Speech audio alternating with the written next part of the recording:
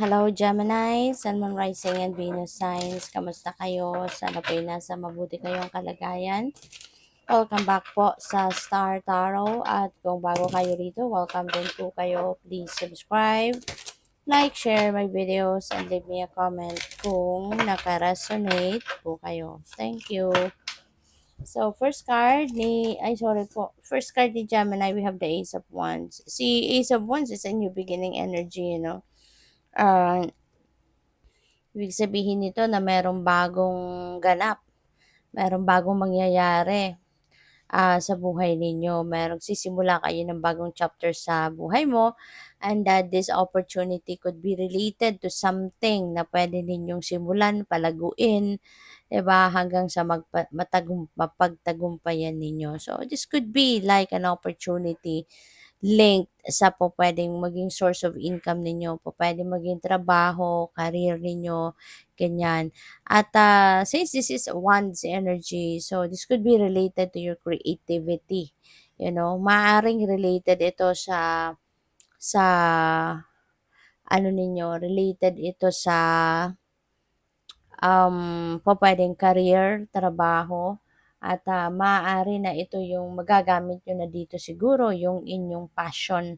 Magagamit na ninyo siguro dito yung inyong talents, yung mga ano ninyo, artistry ninyo, yung ganyan, 'no? So baka 'yun ang magiging kapital ninyo kumbaga para dito sa bagong karera ninyo. So, and maybe now you are also making plans. Pupuwedeng meron ka ng mga pinaplanong gagawin, sa ngayon regarding that. Maaari na meron ka ng mga ideas ngayon on how you're going to do that. Pupuwede na meron kayong opportunities din 'no, na dumadating para maisakatuparan ninyo yung ano ninyo, yung pinaplano ninyo kung papaano ninyo gagawin or sisimulan yung opportunity na ito. So, pupuwedeng may gano'n. Pupuwedeng may travel din dito 'no, baka ang iba sa inyo, yung opportunity na 'to is overseas, puwedeng ganyan. At, pupuwede rin na yung opportunity na 'to kumbaga, nandiya-diyan lang, kaya naman siguro nag-aantay ka na lang, 'no. Parang feeling ko dito ang iba sa inyo nakapagplano na, 'no? At, pupuwede na nag-aantay ka na lang kumbaga ng right timing para isakatuparan mo 'to. Baka naghihintay ka na lang ng tamang pagkakataon para ma-roll out mo na kung ano man ang planong ito. And, this is something 'no, na you're going to celebrate with the Four of Wands. May celebration kayo, eh. So, pupuwedeng yung opportunity na 'to yung ise-celebrate ninyo. Pupuwede rin, yung celebration na 'to could be related to kunyari reunion, baka merong birthdays, anniversaries, baka merong kasalan, baka merong, family reunion, mga gano'n, or engagement party siguro 'no. Pupuwedeng merong mga ganiyang, kaganapan din sa buhay ninyo at this time. Kaya magiging masaya ano, full of happiness and joy because of that celebration, because of that occasion. So, maraming salamat for subscribing, and if you haven't subscribed yet, subscribe na kayo. And also, maraming salamat din for not skipping the ads. Malaking bagay yan sa akin. And also, please click the join button sa baba ng video kung gusto niyo na mag-join sa membership. So, we have truth. Ayan. So, feeling ko dito, this is your own truth. Ito yung ikaw mismo, yung kung ano yung gusto mo, anong plano mo, ano yung, ano man yung mga iniisip mo, yung gano'n, ano. So, maybe this is the time that you are going to reveal your truth, 'di ba?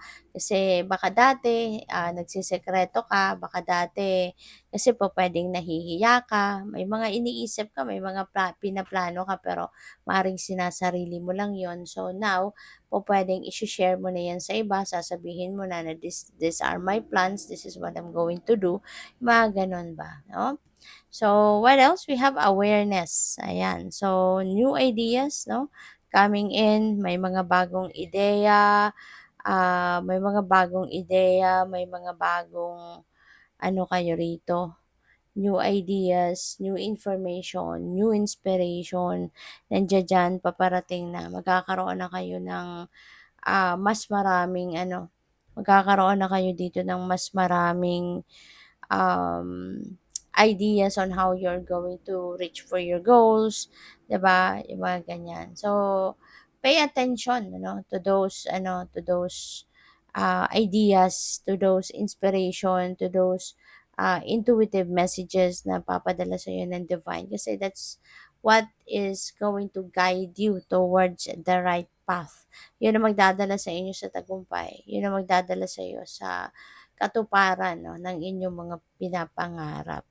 So, we have shadow, ayan. So, pupuwede rin na ngayon, kumbaga matatapos na din ano, yung takot na nararamdaman ninyo. Pupuwedeng sa ngayon, you are also going to, remove, 'di ba, sa isip ninyo kung ano man yung kinakatakutan ninyo, 'di ba? So, ngayon maglalakas ng loob na kayo na harapin kung ano man ang mga fears, ninyo at, pupuwede rin na ang iba sa inyo rito is going to, siguro isasantabi niyo na 'no, mare-realize na ninyo na kung patuloy kayong matatakot, wala din namang walang ano, magandang mangyayari, 'di ba? Kasi, yung takot na 'yan, 'di ba, kung 'yun ang papairalin mo, 'yun ang magho-hold back sa'yo, 'yun ang hihila sa'yo pabalik or pababa. Imbes na mag-prosper ka na, imbes na umasenso ka na, mapipigilan nito. Kasi kung takot ka, 'di ba, ayaw mong mag-take action kasi 'yun nga, natatakot ka. Kaya sa ngayon pupuwede 'no, na maglalakas ng loob ka na, na talikuran na or isantabi na yung takot na 'to and, mas pipiliin mo na mas ano ka, mag-move forward ka na, gawin mo na, isakatuparan mo na kung ano man yung itong mga pinaplano mo. So, one day, 'di ba, siguro gigising ka na lang isang araw na na hindi na ako matatakot, na gagawin ko na 'to, yung gano'n.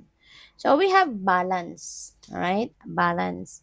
So, for some of you, Gemini, pupuwede 'no, na, ang iba sa inyo will be, ang iba sa inyo will be, um, siguro going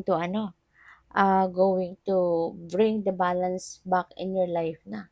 So, maganda 'to kasi baka ngayon mas mabibigyan mo na lahat ng oras, panahon at atensyon ang iba't ibang parte ng buhay mo kaya mababalik mo na yung balanse.